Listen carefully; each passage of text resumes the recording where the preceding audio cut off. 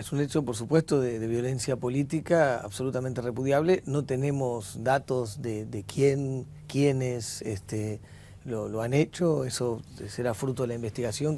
Hay que hacerlo con celeridad y eficiencia. Creo que nuestra democracia necesita que esto quede esclarecido, que se sepa quién es, que no quede impune. Pero no hay datos hoy de quién haya sido. La hipótesis es que ha sido un disparos que salieron de uno de los edificios frente al local que se estaba inaugurando. Se estaba inaugurando un local de Villa Crespo con 400 militantes del barrio, de las distintas organizaciones kirchneristas del barrio, en un local de Nuevo Encuentro, y se produjeron esos disparos, pero no se sabe a esta altura eso. La policía actuó, se llevaron los plomos de la bala, está el fiscal, está el juzgado. Nosotros creemos que eso, la carátula tiene que ser tentativa de homicidio, porque hay un señor que dispara, o no sé quién, dispara a 400 personas a mansalva. No estamos lamentando la muerte hoy de casualidad. A una chica le raspó el hombro, está la marca de la bala, la cicatriz de la bala raspando el hombro, en el mismo hombro donde estaba apoyada su hermana, que la estaba teniendo a UPA, y a otra chica le perforó el brazo la bala. O sea que si no hubo muertes de casualidad, por suerte, pero es absolutamente lamentable lo que ha sucedido. Insisto con que es un acto absolutamente repudiable por el conjunto de los sectores democráticos de la sociedad. Yo creo que el propio presidente tendría que repudiar enérgicamente esto. El presidente Mauricio Macri tendría que condenar enérgicamente este acto de violencia política que lesiona la democracia y además podría haber causado la vida de dos personas, ¿no? Se suma el hecho que también el fin de semana en Mar del Plata hubo un episodio parecido. Sí, claro. Bueno, también balearon un local, ¿no?, partidario de la Cámpora. Yo, en esto que voy a decir, yo creo que hay una situación de violencia política que yo creo que hay que tener una actitud firme para terminar con ella. Yo creo que y es lamentable esto, yo hoy se lo voy a plantear también a la ministra, espero planteárselo a Frigerio también, lo hemos dicho públicamente. Yo creo que hay una violencia discursiva, una violencia verbal que surge de las máximas esferas de gobierno, que es peligroso, porque yo creo que ese discurso derrama después en violencia institucional y puede derramar en violencia política, porque alguien puede considerarse habilitado para hacer este tipo de cosas. Si una cosa es el debate político y con la tensión lógica, que vos sabés, lo hemos hablado, yo obviamente reivindico el debate político, la confrontación de ideas. La calentura dialéctica. Lo reivindico porque aparte creo que enriquece la democracia y creo que negarlo le hace daño a la democracia. Hay que reivindicar el debate político y entender que la democracia es el espacio y límite para resolver esos conflictos. Ahora, otra cosa es cuando el discurso incluye un tono de que el otro hay que exterminarlo, que el otro hay que eliminarlo, que es la grasa militante que le hace mal a un organismo y hay que eliminarlo, porque entonces, si vos entras en eso es absolutamente distinto. Eso te hace recordar al 55, cuando se proscribían nombres, se fusilaban, no se podía hablar de tal persona, no se podía nombrar tal liderazgo.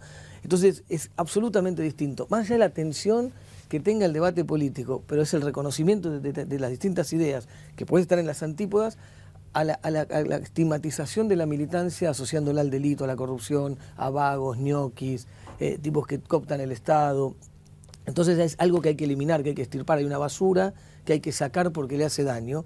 Si eso se construye, esa idea, puede pasar entonces que alguien se crea habilitado para disparar o para hacer estos actos de violencia. A mí me parece que eso es sumamente peligroso. Yo creo, sí, primero con el repudio absoluto, hoy hablamos con quien estaba hablando en el momento que se puso en los disparos y la verdad que daba escalofrío escucharlo. También creo que acá debería haber como una presencia masiva de todas las fuerzas políticas que dijeran hay límites. Y esto fue un transgredirlo groseramente, ni siquiera es un paso fuera del límite, ¿no? Pero hace un ratito vi el Twitter de Ricardo Alfonsín, obviamente también del espacio político nuestro, todos obviamente.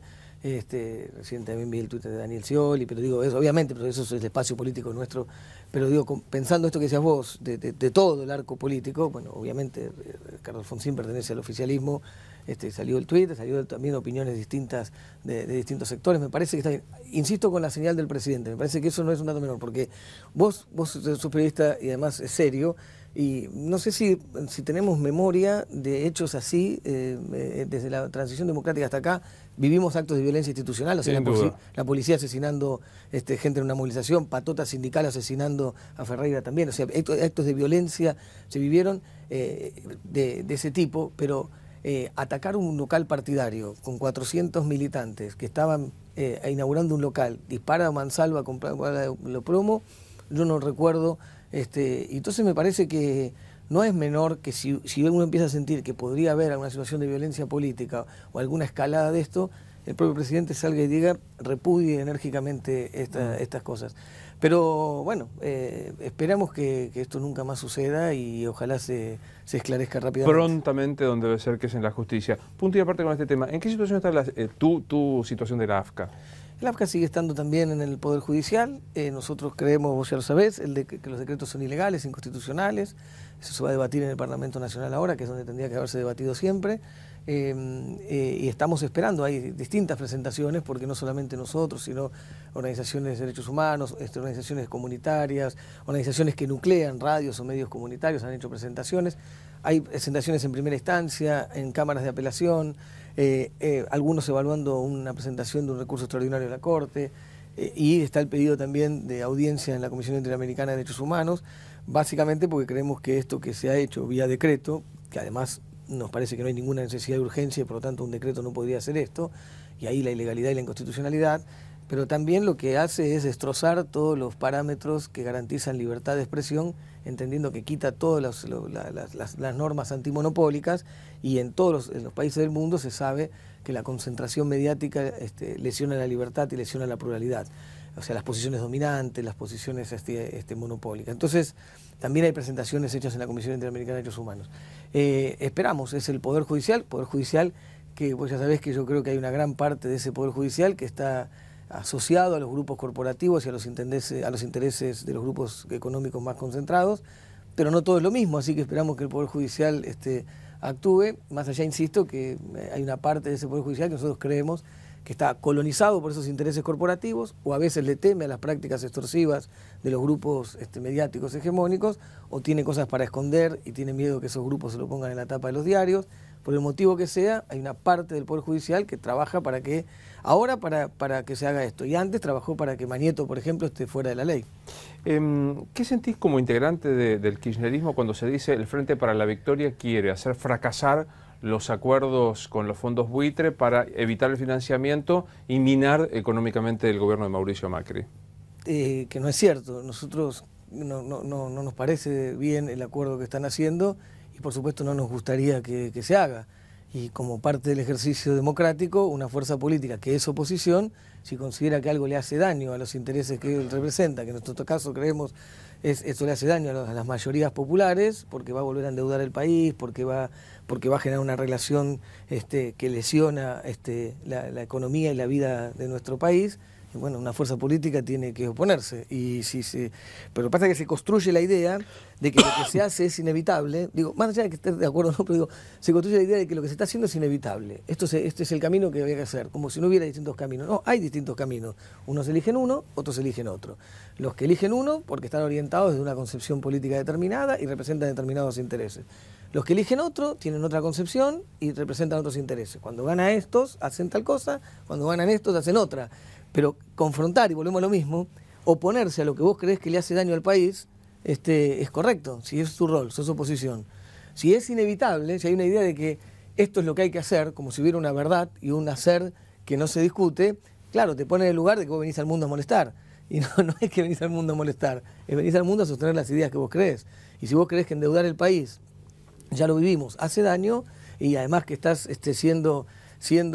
no estás negociando nada, porque estás reconociendo 1.500% de ganancia a fondos buitres, y crees, por ejemplo, que es mentira que te aislás del mundo, porque 136 países te acompañaron en esta posición. Entonces tu mirada sobre lo que es aislarse o no del mundo es distinta. Algunos piensan que aislarse del mundo es si está fuera de los mercados de capitales, otros piensan que aislarse del mundo es otra cosa. Qué sé yo, digo, entonces lo que no me parece bien es establecer esto, de que como vos te oponés, es que viniste al mundo a molestar. No, nosotros creemos que eso le hace daño. Creemos que le hace mal al país, creemos que no sirve, creemos la economía es de otro lugar, tenemos otra mirada, creemos que se pone en riesgo también que el 93% con la cual vos acordaste puede también después ir contra el país y eso ser tremendo en términos económicos. Tenemos las opiniones que tenemos. Creemos que es mentira que la Argentina, este gobierno la recibió mal. Creo que hay una crisis que va a generar las políticas económicas de este gobierno que se justifican una crisis inexistente, entonces la tienen que dibujar, la tienen que inventar. Hay una herencia falsa de lo que dicen. Nadie recibió en democracia un gobierno como esto. ¿En serio me decís eso, Martín? Te lo digo de verdad. Digo, pues yo puedo discutir lo de aislarse o no. Yo que no nos fue fantástico quedando fuera del mundo, y yo no creo que la deuda per se sea mala. No, creo que la deuda utilizada para servicios financieros es mala, pero no para la infraestructura y demás. Pero digo, pero eso, si querés lo discutimos. Yo creo que hay pocos caminos porque en estos últimos 15 años perdimos todas las instancias judiciales de los países más o menos organizados que respetan los compromisos contrarios. Perdimos. Pero digo, ¿por qué es que no hay una herencia, que la inflación es de este gobierno? La inflación venía cayendo. Pero ¿cuál inflación si no había inflación para el kirchnerismo? No, pero la que vos quieras, la que se daba en el Congreso, la que se daba en el gobierno de la ciudad. Cualquiera decía que estaba cayendo. Pero de verdad me congratulo de escuchar a alguien que pertenece al espacio del kirchnerismo que habla de inflación. Negaron inflación. Kicillof hablaba de deslizamiento de precios, rompieron el INDEC. Supongamos que discutamos, supongamos que todo eso que vos decís, ahora eso no está hablando de la herencia. Negaban la inflación, punto. Sí, pues sí. Bueno, es una herencia. Suponete que es así. Ahora yo te digo, la inflación venía cayendo, lo dicen los que no la negaban supuestamente y los que la anunciaban por el Congreso, la anunciaban por vamos a la ciudad. Cuando asumió Néstor Kirchner el dólar estaba a 3 pesos, sí. Cuando se fue Cristina estaba a 10. Algo pasó, digo con cepo, ¿no? Sí, algo pasó. Sí, pero yo te puedo decir otra cosa. Cuando asumió Néstor Kirchner, 54% de pobreza. Y después algo pasó también 30%. No importa. Pero se puede decir, pero mentira, pero no importa. No, mentira, no te digo que está mintiendo. No, está bien, digo, no comparto, no, está no claro. La comparto. Cuando asumió Néstor, 25% de desocupación, 6% de desocupación se fue. Cuando asumió Néstor, había una situación económica determinada, después hubo 6 millones de puestos de trabajo más. Cuando asumió Néstor, después 3 millones de jubilados más. Yo mido la economía desde eso, porque para mí la economía funciona o no si el señor a la mañana puede ir a trabajar, puede comprar la comida, puede los pibes ir a estudiar. Entonces, el país normal para mí no es el país normal. O sea, el país normal para mí no es el país normal para Macri. El país para Macri normal es el que el Fondo Monetario le revisa las cuentas, es el que un juez municipal de Nueva York le dice lo que hay que votar al Parlamento. Y el país normal para mí... Pero lo propuso Néstor a pero eso. Es una deuda no es que quería esa sobre una herencia que ahí sí es comprobable, ¿no? Eso hicimos nosotros la deuda. No, pero eso se llama continuidad institucional. Si no, de la enfiteusis de Rivadavia esta parte, nadie... Pero digo, Griesa es juez porque Néstor aceptó eso. Aceptar la continuidad institucional que decís vos no significa que sos vos el responsable, no fue eso. Bueno, pero yo asumo... De la misma manera que yo le critico a Macri, que dice, hemos recibido un país en crisis, bueno, se postularon para este país, no para Finlandia. Pero de la misma manera, entonces digo, pero más allá de esto, la inflación no es un salto de 70 días. La salida del cepo fue porque existió un cepo que, digo, entonces cuando hay una herencia, no hay desocupación. Hay una idea que yo ¿qué crees que haga? No la comparto, porque digo, vos decís, bueno, había inflación, sí, ahora había aumento salarial que iban por encima de la inflación. Y entonces para mí eso... La respuesta en los últimos 2 años no. La respuesta para mí es sí, pero digo, entonces... Porque ¿cómo se mira el éxito de la economía? Vos no sos economista, ¿no? No, por suerte. Yo tampoco, no sé si por suerte, pero no lo soy. Entonces digo, ¿cómo mirás el éxito de la economía? ¿Cuánta gente se jubila? ¿Cuánta gente trabaja? ¿Cuánto es el consumo popular? Sin duda. Hoy las noticias de que bajó el consumo popular. Sí. Para mí eso es pésimo. Total. Hay tarifazos, hay aumento de precios, la gente puede consumir menos, puede irse de vacaciones menos, si hay pérdida de trabajo. Entonces digo, ¿cuál es el éxito en el sentido común reinante? Claramente. ¿Cuál es el éxito de la economía? Estar enganchado del mundo, hacer esto, hacer lo otro. Si después... ¿Pero que está desenganchado? No digo que está desenganchado. Yo creo que nunca estuvimos desenganchados porque además nosotros tenemos un vínculo, porque hay que ver qué significa. Yo digo, si vos vas a las Naciones Unidas y 136 países te acompañan, ¿eso es estar desenganchado del mundo? Yo digo, a ver, no pongamos, Bolivia recibió durante, Bolivia, Evo Morales, ¿no? Digo, recibía un préstamo para infraestructura al 6%, a la Argentina no le prestan. Eso es estar desenganchado. Pero está bien, pero lo que digo es, ¿por qué? ¿Para qué? No es como aislado, porque digo, si vos para lograr eso tenés que producir otra cantidad de cosas que crees que tienen impacto negativo, las resolvés de otra manera.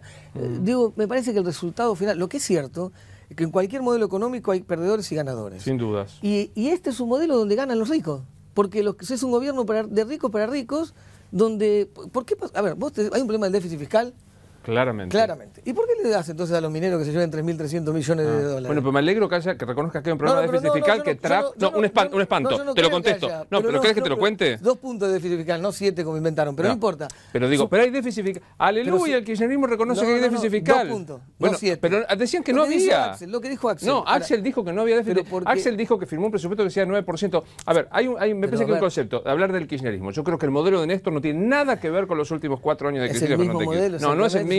Con Néstor no había inflación, con Néstor no había déficit fiscal. Es un momento distinto internacional, es un momento distinto internacional. Pero digo, el contexto internacional, pues se cayó el mundo y nosotros seguíamos consumiendo porque hubo una apuesta al consumo popular, al mercado interno. A la emisión descontrolada de dinero, vos hablas de un tarifazo, a un subsidio para que un porteño de Barrio Norte pague 50 pesos de luz y un santiagueño de la banda pague 450. Sí, no por el gobierno nacional, sino por esas distribuidoras. No es cierto, los subsidios los entregaba el gobierno nacional como el precio del boleto del transporte. Déjame decir algo. Lo que yo digo es, las medidas no son ni buenas ni malas como decís vos, sino para qué sirven, quién se beneficia. Entonces yo lo que quiero decirte es, si hoy vos estás planteando que las medidas a quién benefició, a los agroexportadores, claramente, a los mineros, a los grupos financieros. Entonces me parece horrible. Pero ¿querés que te diga? Te acompaño en la crítica. Obvio. Pero quiero decirte que... ¿Quién se benefició antes? Los trabajadores, los jubilados. La renta financiera, las exportadoras de cereales. También, todos ellos también. La verdad que no tendrían que quejarse, pero digo, también. Ahora, ¿quién se benefició? ¿Hubo más jubilados que antes? Sí, ¿Hubo más trabajadores? Habrá que saludarlo. Sí, hubo más trabajadores. ¿Hubo más consumo popular? Sí. Bueno, ¿hubo más inflación? Pero sí, no importa, si lo importante es lo otro. No importa? Pero es que lo importante es lo otro. Vos sabés que la inflación es esencial. Pero si el resultado, si vos lo que querés es que la gente viva mejor, ¿cuál es el problema de...? Ahora, suponete que tu realidad es cierta que no lo es. ¿Por qué perdieron las elecciones? A ver, perdimos las elecciones por varios motivos. Entre otras cosas porque había una demanda de cambio y este proyecto que está gobernando ahora logró contactar con esa demanda de cambio. Hubo un masoquismo popular. Si vivía tan bien, había inclusión, no tenía inflación, los jubilados se cobraban y perdieron la elección. ¿Hay un problema psicológico? No, vos querés vivir mejor, creés que hay posibilidad de vivir mejor y hay alguien que te dice que eso está muy bien pero que se puede vivir mejor, porque nadie dijo que íbamos a vivir peor. Ofrecieron, esto está muy bien, lo vamos a sostener, podemos vivir mejor. Y bueno, si a vos te ofrecen vivir mejor y le crees, ¿por qué no vas a vivir mejor? Ahora, lo que es cierto es que son mentiras. Porque lo que está resultando en estos pocos días que está empezando a vivir peor, no mejor. Hubo un problema masivo el 50 y no me acuerdo cuánto por ciento de no valorar psicológicamente. No, de querer seguir creciendo y quizás eso contactó con esa situación. Pero bueno, vamos a ver, para mí no me parece mal. Si ganó y habrá en todo caso una comparación histórica. Yo creo que hay una memoria social positiva sobre estos 12 años, que se va a ver ahora lo que sucede.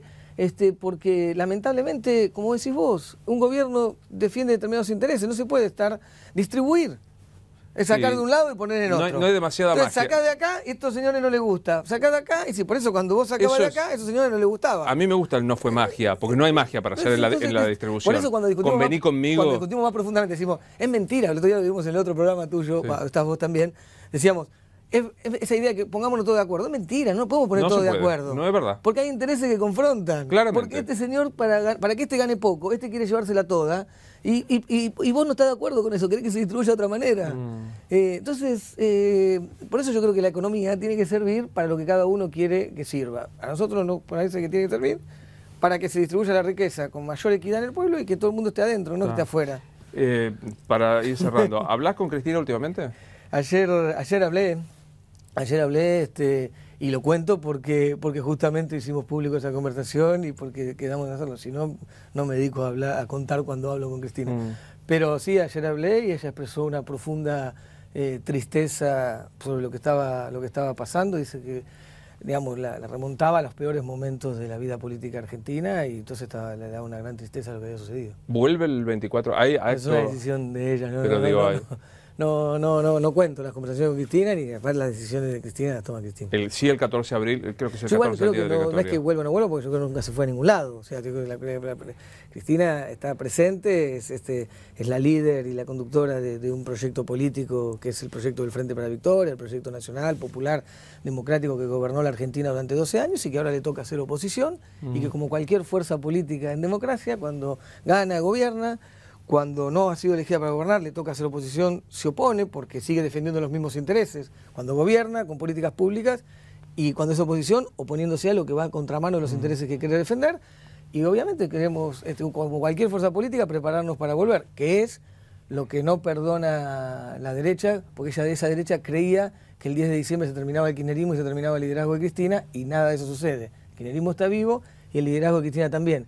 Por eso no tienen en su cabeza, porque tienen una perspectiva autoritaria, la convivencia democrática que a nosotros nos gusta, a vos y a mí, sino que tienen una lógica de eliminar, de terminar con una experiencia que le vino a cuestionar sus privilegios. Y cuando decís lidera el espacio, ¿incluso a Pichetto y a Valmedina? Lidera el conjunto del proyecto. Digo por lo de los buitres, con las ¿no? diferencias y con los matices que hay, con las diferencias que habrá y seguirá habiendo, pero no hay ninguna duda que es la líder más importante que tiene el proyecto. En principio, alguien que quiera poner en duda eso, que junte 500.000 de personas en la plaza como hace ella. Bueno, de vuelta al principio, nuestro repudio de Infobae a lo que ha sucedido y que en el lugar que corresponde, que es en la institución del Poder Judicial, rápido, concretamente se deslinde y se detenga y se sancione como Creo corresponde. que lo necesitamos todo, lo necesita la democracia, insisto, con esto que nosotros compartimos, la democracia como espacio y límite del debate político, que se esclarezca, que no quede impune y que de todos los sectores políticos haya un repudio sin dobleces a esto que ha pasado. Me parece que sería bueno que el propio presidente de la Nación repudie enérgicamente la verdad esto. Que no lo había pensado, pero me parece que es una muy buena señal, una señal importante. El presidente de la Nación repudiando, más allá de cualquier posición política, la violencia en la política. Estoy de acuerdo. Gracias. Gracias a vos. Así seguimos.